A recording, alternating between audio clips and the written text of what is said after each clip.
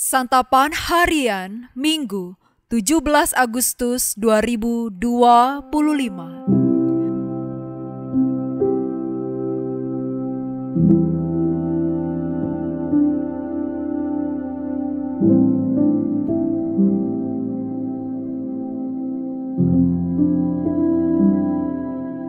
Inilah program Santapan Harian, sebuah program yang mengajak Anda menelusuri isi Alkitab, agar Anda menemukan makna firman Tuhan sesuai dengan konteksnya.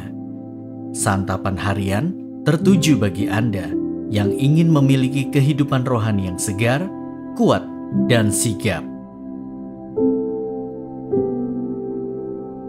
Hari ini kita akan membaca Lukas pasalnya yang ke-11, ayat pertama hingga ayatnya yang ke-13.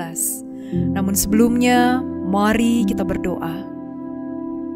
Bapa Sorgawi, di saat ini kami berserah penuh untuk mendengarkan sabda-Mu dan memberi diri untuk melakukan kehendak dalam setiap perkataan-Mu.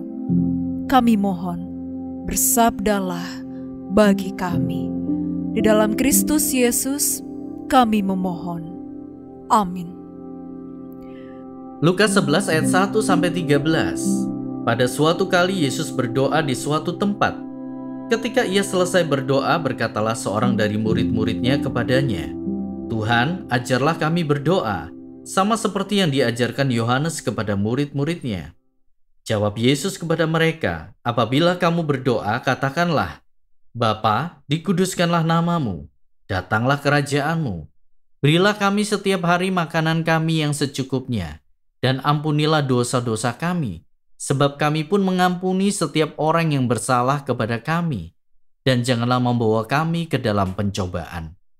Lalu katanya kepada mereka, "Jika seorang di antara kamu mempunyai seorang sahabat, dan pada tengah malam pergi kepadanya dan berkata kepadanya, 'Sahabat, pinjamkanlah kepadaku 3 roti, sebab seorang sahabatku yang sedang berada dalam perjalanan singgah ke rumahku, dan aku tidak mempunyai apa-apa untuk dihidangkan kepadanya.' Bagaimana mungkin ia yang di dalam rumah itu akan menjawab, 'Jangan mengganggu aku, pintu sudah tertutup dan aku serta anak-anakku sudah tidur. Aku tidak dapat bangun dan memberikannya kepadamu.' Aku berkata kepadamu, sekalipun ia tidak mau bangun dan memberikannya kepadanya karena orang itu adalah sahabatnya, tetapi karena sikapnya yang tidak malu itu, ia akan bangun juga dan memberikan kepadanya apa yang diperlukannya. Karena itu aku berkata kepadamu, mintalah maka akan diberikan kepadamu. Carilah maka kamu akan mendapat. Ketuklah maka pintu akan dibukakan bagimu. Sebab setiap orang yang meminta menerima, setiap orang yang mencari mendapat, yang mengetuk baginya pintu dibukakan. Bapa manakah di antara kamu jika anaknya minta ikan akan memberinya ular sebagai ganti ikan? Atau jika ia minta telur akan memberinya kalajengking? Jadi jika kamu yang jahat tahu memberi pemberian yang baik kepada anak-anakmu, apalagi Bapamu yang di surga, ia akan memberikan Roh Kudus kepada mereka yang meminta kepadanya."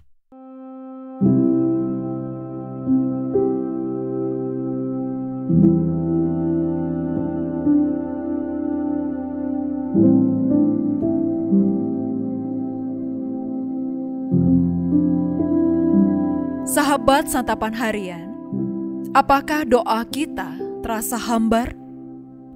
Doa bisa terasa hambar karena dilakukan sekedar sebagai rutinitas, atau bisa juga karena penyebab lainnya, yaitu kecewa sebab doa belum dikabulkan.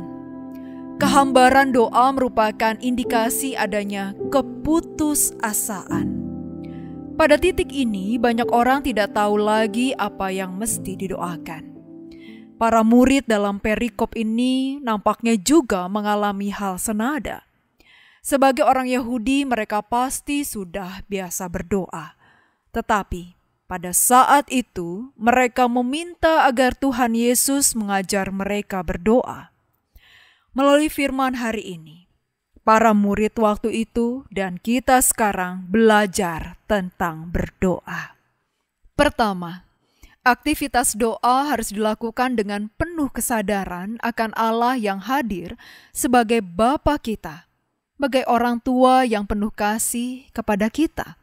melalui pujian dan penyembahan yang tulus dari hati. Mari kita memandang Tuhan dengan penuh kasih.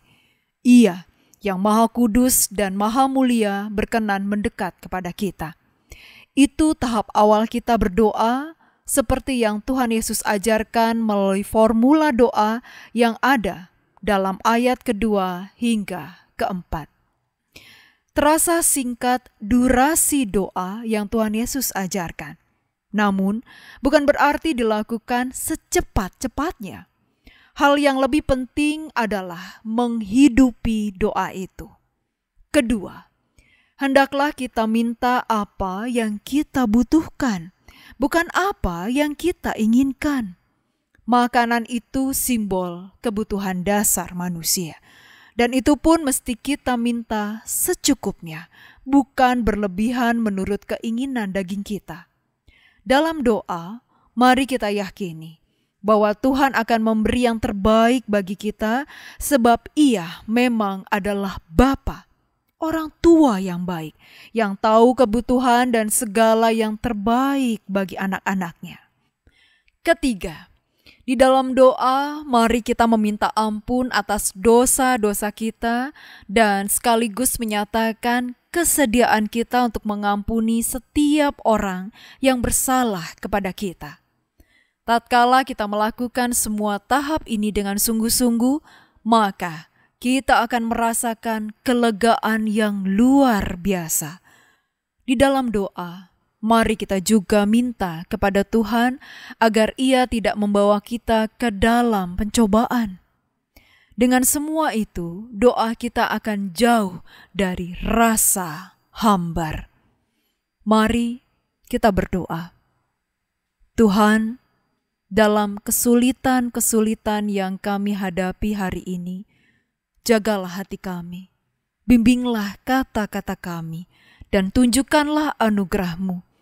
Kiranya kami selalu berharap kepadamu di dalam doa. Dalam nama-Mu Yesus, kami memohon. Amin.